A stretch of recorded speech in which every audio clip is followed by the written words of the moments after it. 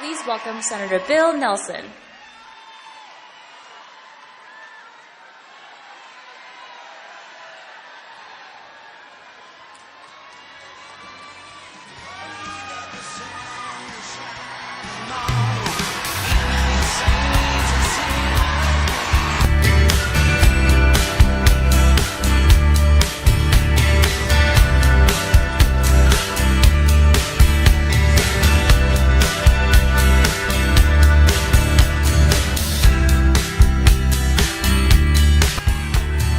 Is Florida Hillary country?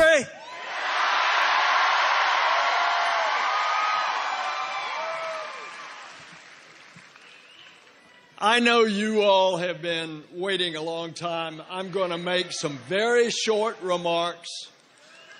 I just want you to think about what is at stake for not only this country, but for planet Earth.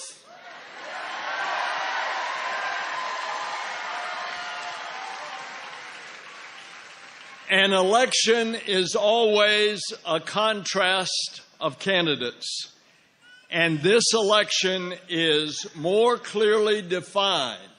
In that contrast, we have someone who is ready. We have someone who is ready not only to be president, but to be commander-in-chief.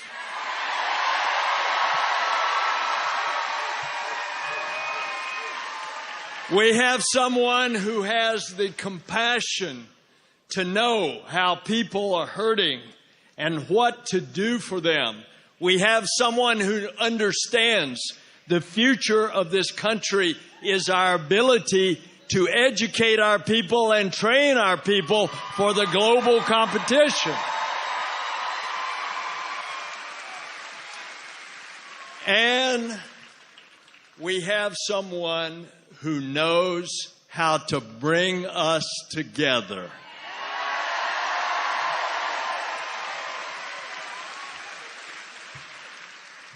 When I flew in space and I looked out the window of that spacecraft 30 years ago, I looked back at Earth and I didn't see political divisions, and I didn't see ethnic divisions, I didn't see racial divisions.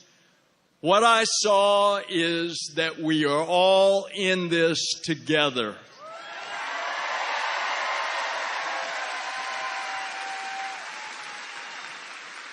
And if we can remember that as we're getting ready to go to the voting booth, if you can remember to tell your friends that what we need is to get along together, we'd be a lot better off.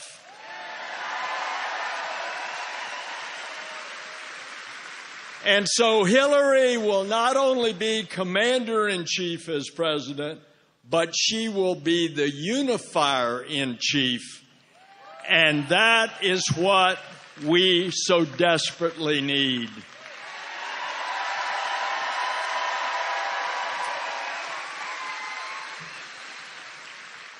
I'm traveling with Hillary around the state. I will be all over this state trying to help her as you will. I want to thank you for what you are doing. I want to say, God bless you. And when we elect Hillary as president, God bless America.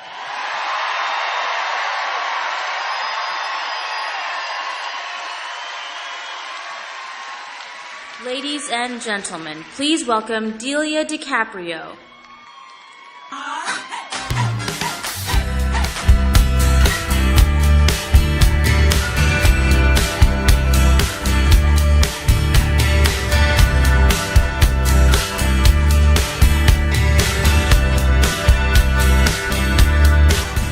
Good afternoon, Tampa.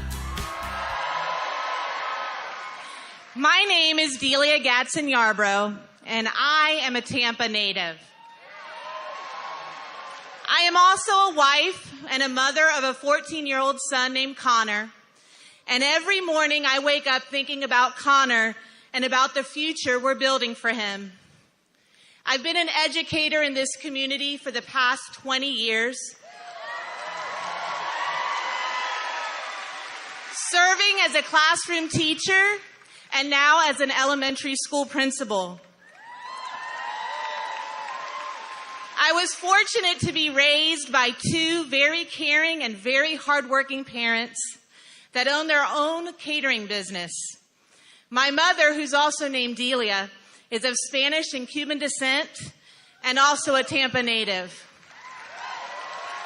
Her mother, Delia, was a cigar maker in Ybor City, and later, her and my grandfather, Jose, opened a sandwich shop in West Tampa that specialized in making Cuban bread. I remember as a child going to the bakery every day, and I loved to listen to the people that would gather together and talk about politics over Cuban bread and café con leche. My father, Tony DiCaprio, who's no longer with us, he's of Italian descent, very proud Korean War veteran, who served with the United States Air Force and was stationed here in Tampa at MacDill Air Force Base.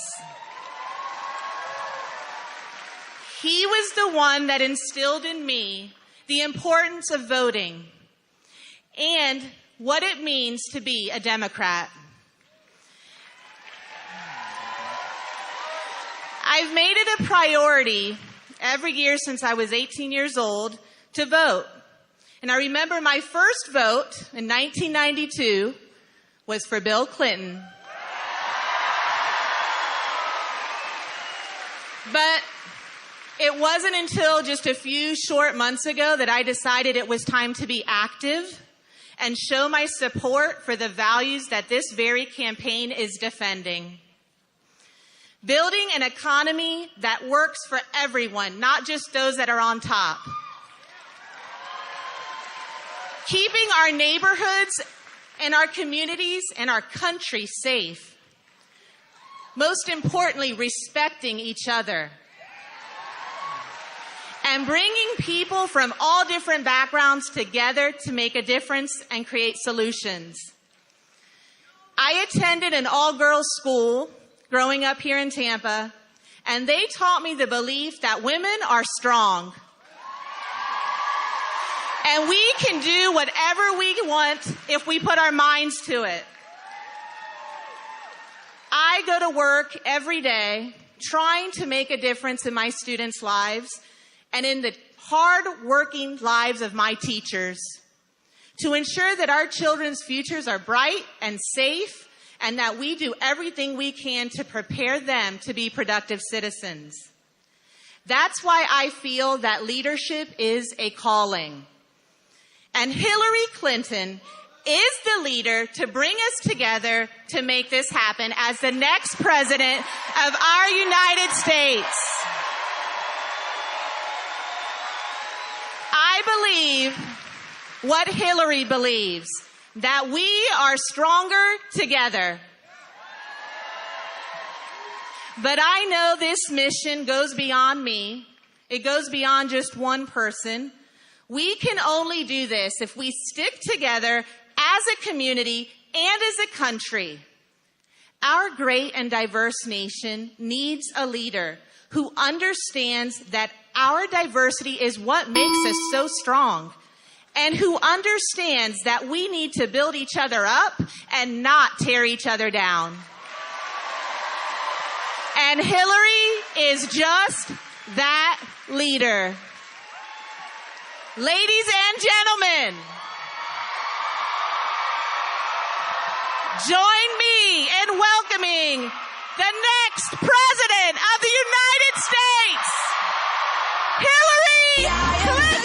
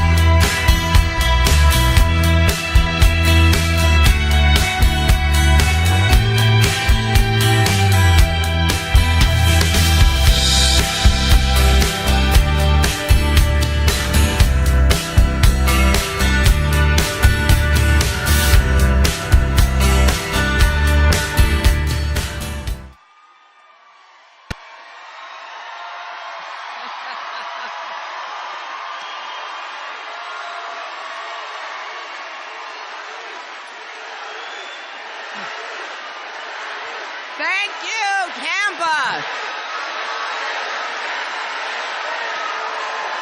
Thank you all. Thank you so much. Whoa. Are we ready to go win an election in November? Well, I think after the last week, what we saw in Cleveland, we'd better be ready to go win an election in November. I want to thank Delia for those wonderful words about her life growing up here in Tampa and her strong endorsement. I want to thank my longtime friend and my colleague from the Senate, your Senator Bill Nelson. I also want to thank your great mayor, Mayor Bob Buckhorn. I also have a few others to thank because I'm thrilled to have so many strong Florida leaders here with us today. County Commissioner Les Miller, former Governor and soon-to-be Congressman Charlie Crist,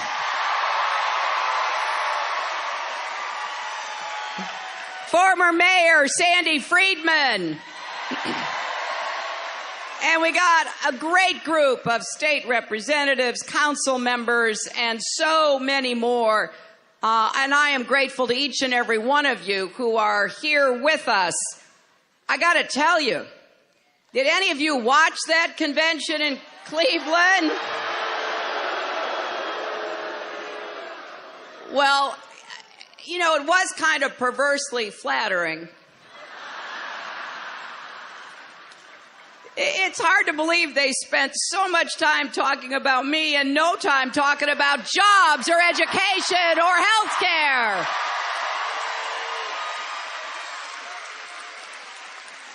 Now, no matter what your political leanings, I think we can all agree that never in the history of conventions, certainly, but I think even more broadly, have we moved forward together by pointing fingers and scapegoating and blaming people instead of rolling up our sleeves, getting a plan together, and then working to achieve it.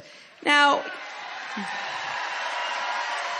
I mean, something has gone terribly wrong when one speaker says, vote your conscience, and gets booed.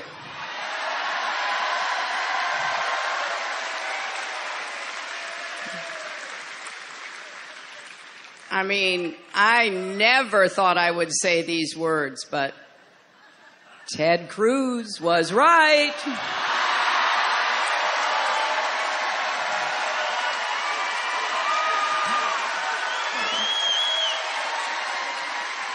In this election, do the right thing and vote your conscience. Vote for your future. Vote for a United States of America.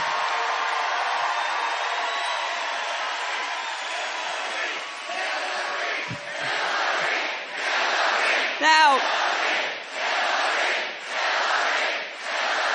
look, you know, I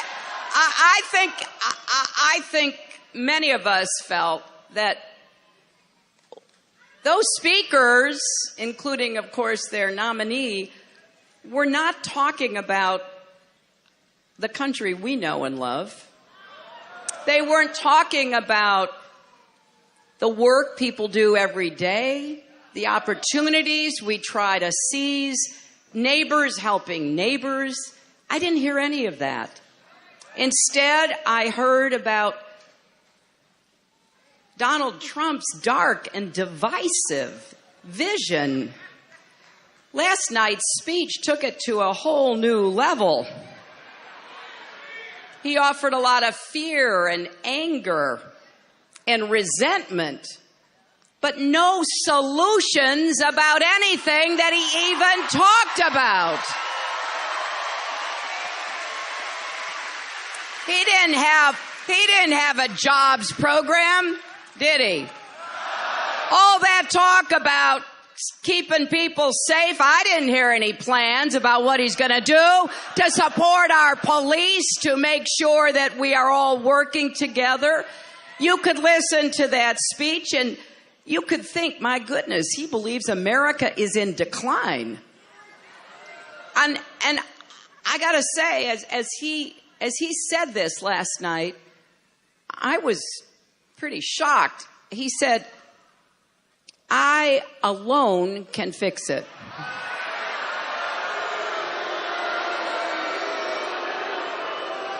Now just think about that for a minute, because it's really important.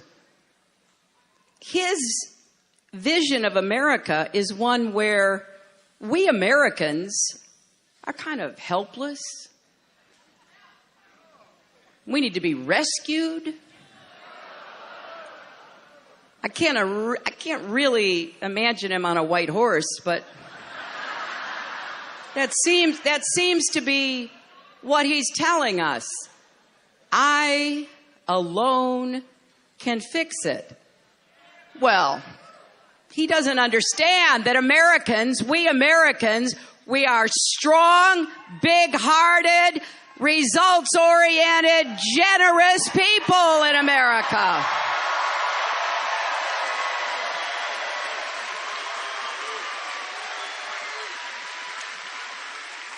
I've spent a lot of wonderful times traveling across our country, and I've seen people fixing all kinds of things. I've met educators like Delia, working with teachers and parents to turn around schools and give kids a better chance. I've met small businesses and entrepreneurs who get up every day and work really hard. And you know, when they make a contract for their goods or their services, they expect to be paid.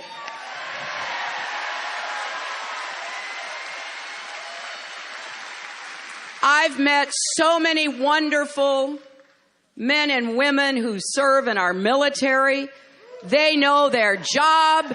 They know the grave responsibility that they fulfill, and they get up every day and they do their best. But I've never heard one of them say, oh, I can fix it alone.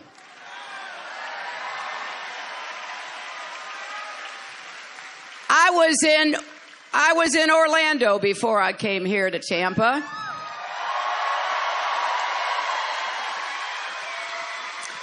And I had the great honor of sitting and talking with some of the residents of that beautiful city and hearing what they are doing together to deal with the aftermath of the worst mass shooting in American history.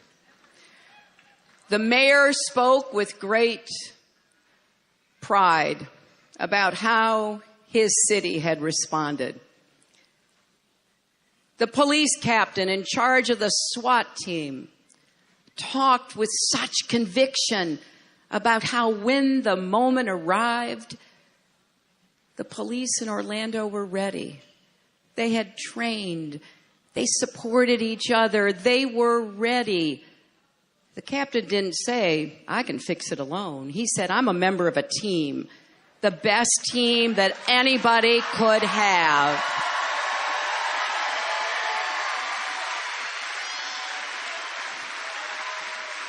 I met some of the hospital and the medical personnel who were there to take the wounded and work so heroically to save lives. Every one of them doing his or her part. Triage, nursing, doing everything. I didn't meet any one of them who said, hey, I can fix it alone.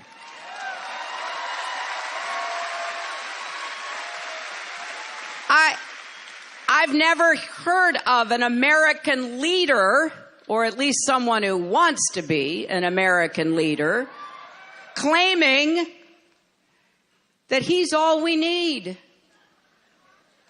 That's not a democracy, my friends.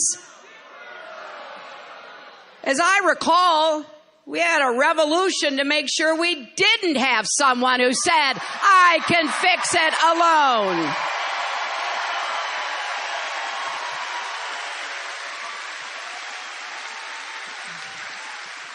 The other thing he said that really shocked me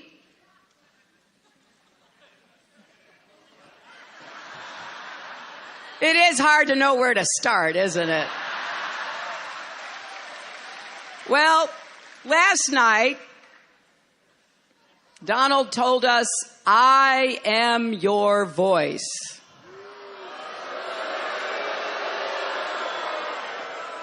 Well, I don't think he speaks for most Americans, do you? He doesn't speak for small businesses like the ones he has consistently stiffed and driven into bankruptcy and financial peril. He doesn't speak for the workmen that he's employed on his various projects and then refused to pay them.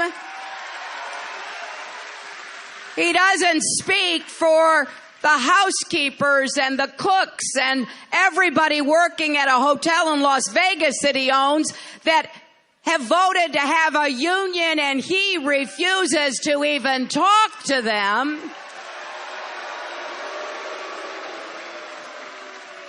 He doesn't speak for immigrants. He only speaks against immigrants. He doesn't speak for people with disabilities. He doesn't speak for our military, which he has insulted consistently, and in particular, prisoners of war who sacrifice much of their life because they serve us. And contrary to what they tried to say at their convention, I don't think he speaks for women. I don't think he speaks for working families who would be devastated by his reckless economic policies. He doesn't speak for anyone who thinks our country should be standing together, not splintering apart. He sure doesn't speak for me because I know we are stronger together, and that's what we're going to be next year.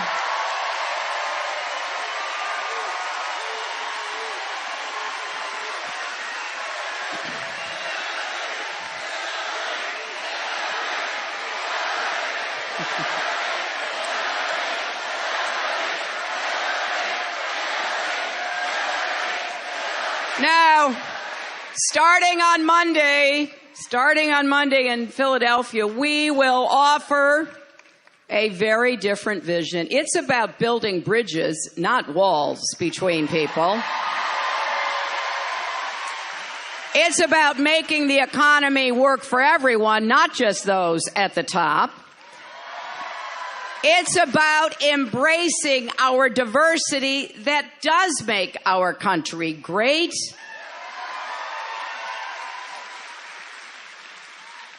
I have to tell you, in Orlando today, in listening to people who had been there that night, meeting a mother whose son died, meeting others who barely escaped after hiding from the killer, sitting around a table with leaders of the LGBT community, leader of the SWAT team, a county commissioner, and a Muslim imam who has been embracing the LGBT community.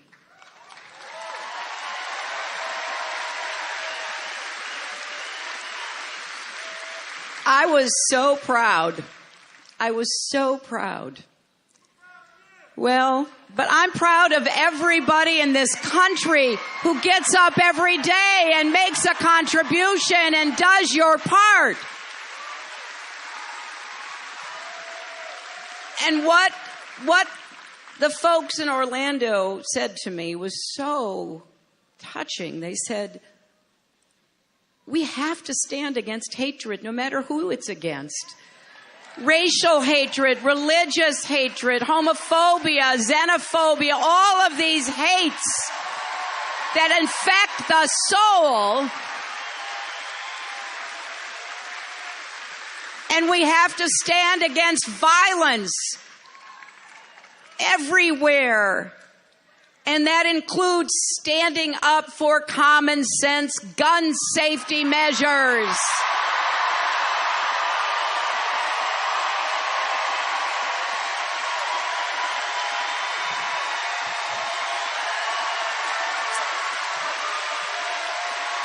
Now, I want to say something else. I really do.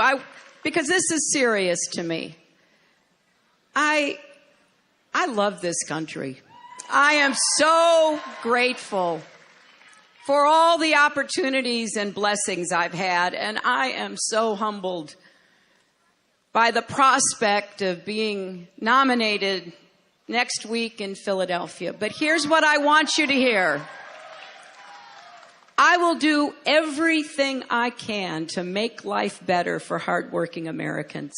I will do everything I can to bring people together. I will do everything I can to keep us safe, and I know a little bit about that.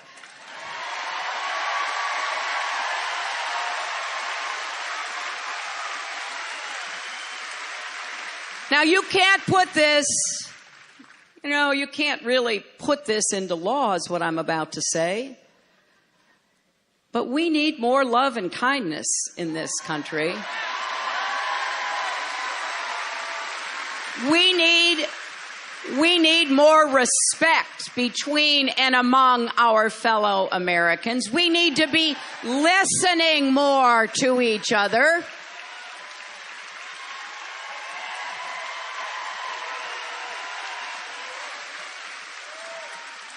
The last thing we need are leaders who try to divide us even more than we are.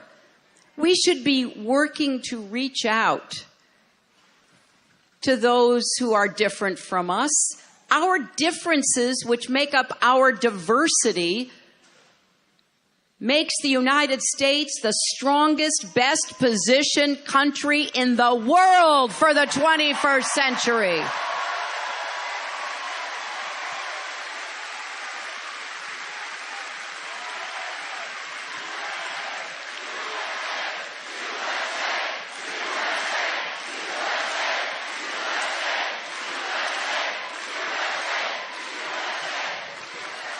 I am proud to be an American, and I want to be sure that our children and our grandchildren have the same pride and the same opportunity to have the access to the American dream that so many of us have had, so that they too can enjoy the fruits of freedom and liberty, justice and equality and opportunity.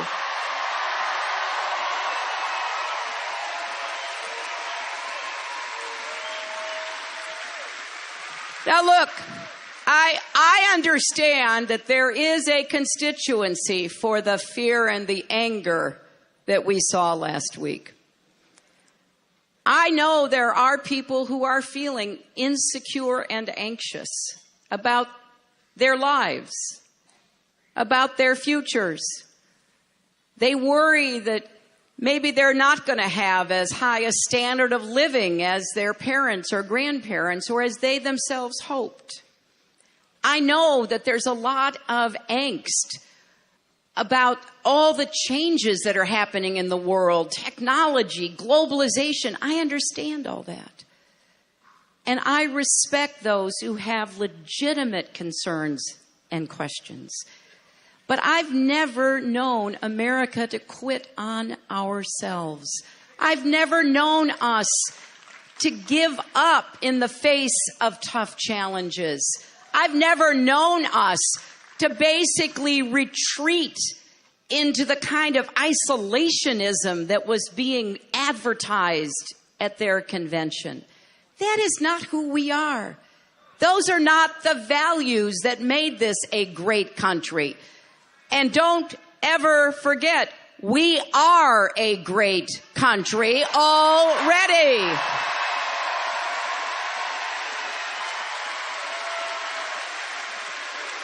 Now, can we do better? Of course we can. Can we be fairer? Can we provide more ladders of opportunity? Yes, we can. And that's exactly what I intend to do if I'm given the great privilege of being your president. I will work every single day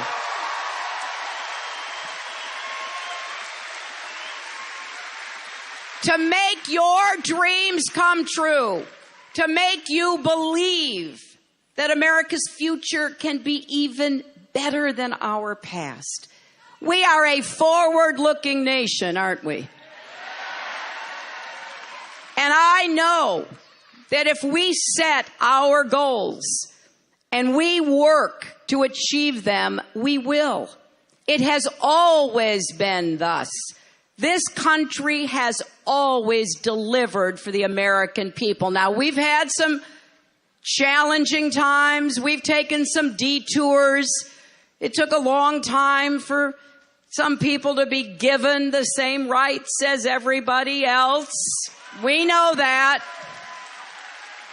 But there is no place on earth that historically has continued to move forward toward that more perfect union. The last thing we need is somebody running for president who talks trash about America.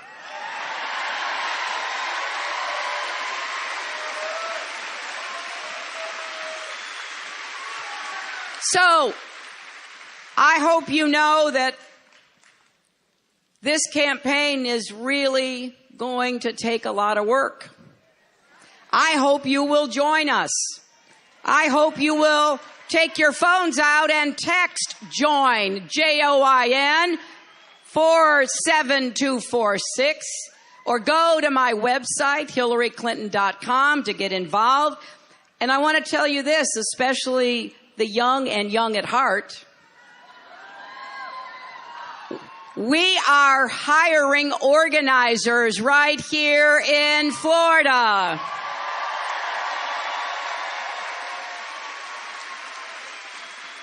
If you would like to apply, go to that website.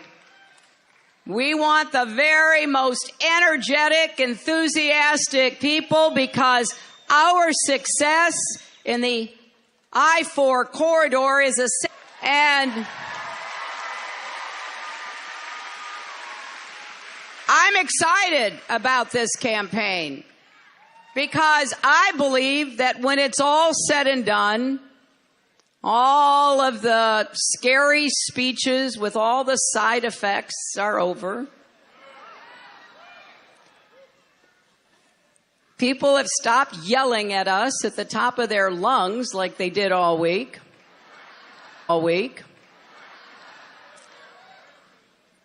That we will choose to be stronger together.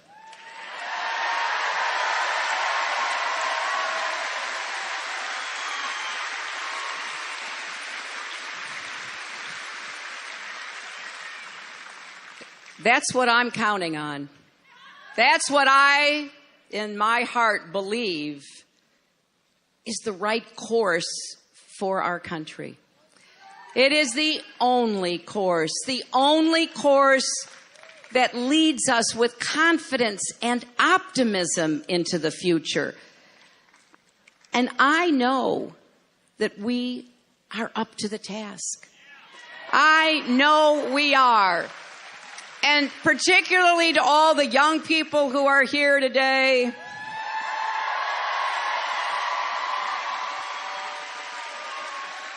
every election is always about the future. This election is truly about your future.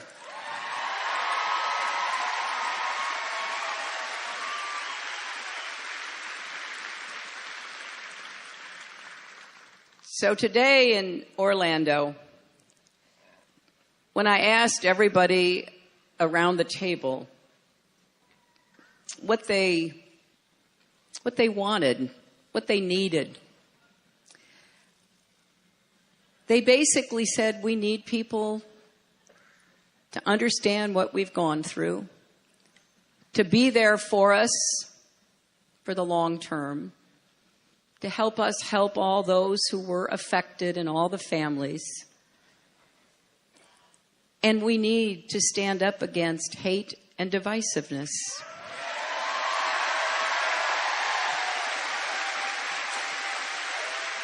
And the best way I can sum up what I hope this election will lead to, the conclusion we will reach together in November, and the work we will do for the next 4 years